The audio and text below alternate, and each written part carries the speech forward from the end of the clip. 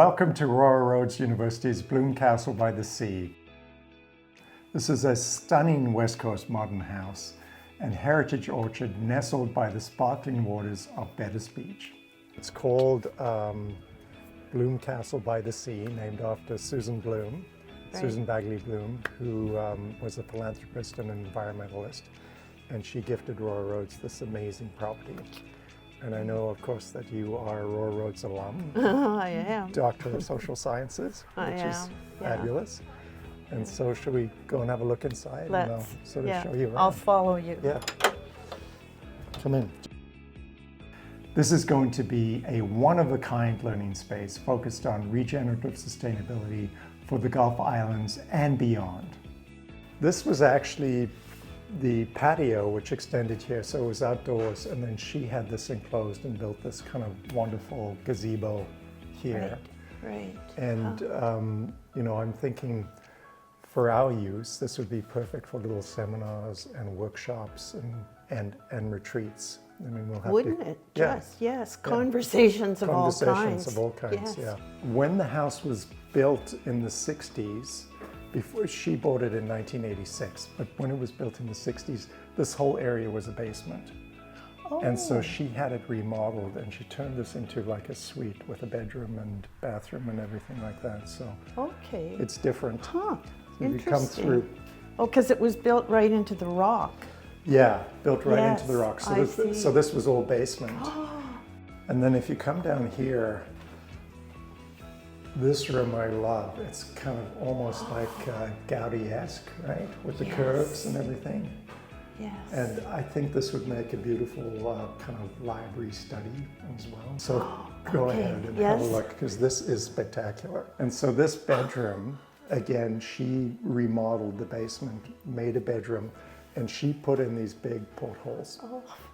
And you can open these windows. You just turn those, and then the whole thing hinges out. So at night you can open the window and listen to the ocean. Yes. Come and have a look through this window here. What a view to wake up to, hey? The house is actually designed by John de Castry, who was a very famous mid-century modern architect from Victoria. And let's head upstairs. Yes, okay. Well, you'll see the stonework now. Amazing stonework. You see the walls. So here's the kitchen. You know, I have an attachment to kitchens. Yeah. With my food work that I do. Oh, I can imagine. Food system work, so. Yeah. So, here on Salt Spring, I got really involved with the food system work that we're doing here and beyond. Back in 2006 and 7, when we did what was called then a food security plan. And much of what we're seeing now on the island in terms of the Farmland Trust and the Agricultural Alliance and the food hub that we have and all those amazing things that we're doing came out of that plan way back when. So never underestimate the value of a community engagement that asks people to be creative and to address the issues that they're feeling and experiencing. It's really extraordinary. Yeah, it is. In so many ways. I mean, just the feeling you get in walking into each space. Yeah, and so this was her desk. Oh, okay. So again, beautiful vantage here. So she did all her work here. And person could do some really good thinking at this desk, couldn't you? You could, absolutely. Yeah. This fireplace is like almost like a walk-in fireplace. It's crazy. And then this rock is all local as well. And just tons of rock apparently brought up to build this property, and then inside too. You can see the barnacles still. Yes. Yeah. Well, shall we go upstairs? And up? Yes. Yeah. Yes.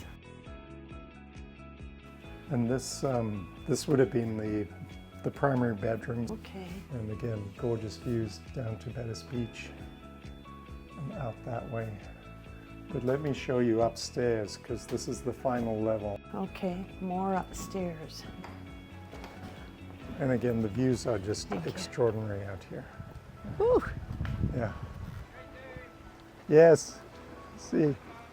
Thanks. Just So gonna this is a great tidal pool. So it fills up when there's a really high tide. It will come right up here. right up to the Yeah. line there. Yeah. Huh. So I imagine it's a little warmer than the ocean. Well, should we walk up to the orchard? Sure. Yeah. Let's. So of course, we all know that Salt Spring Island has been part of the homelands of the Hulkaminam and Sinchothan speaking peoples since time immemorial. An important part of developing our programming here is collaborating with local indigenous nations to ensure that their interests are protected and realized. British settlers Samuel and Emily Bettis arrived on the property in 1884, establishing an orchard shortly thereafter, and many of the original trees continue to produce today. So in addition to that lovely property, we get this lovely property too. Yes. And yeah. this one we are co-managing with the Farmland Farmland Trust, Trust, of course. yeah. Which is a wonderful kind of collaboration for us. Oh, I So don't know. do you have It looks like it might be a pippin, hey? you have any you think? idea, Pippins? I don't Yeah. know. Oh. I think this one, Well, that is a pippin, is it? I would say. So Patricia, this annual Apple Festival is a perfect example of how this land can bring people together. And we're inviting everyone here today to sort of share their ideas with us about how we can use this land for learning and growth.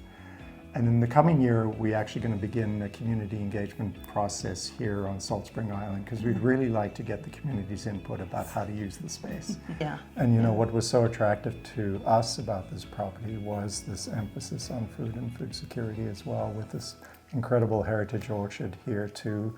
And at our Colwood campus, we have started growing food in the last 3 years, and we're putting thousands of pounds of fresh food into community organizations and food banks. So I think there's a fantastic connection between the two campuses as well. Yes, yes. It's a challenge Yeah, and a good one.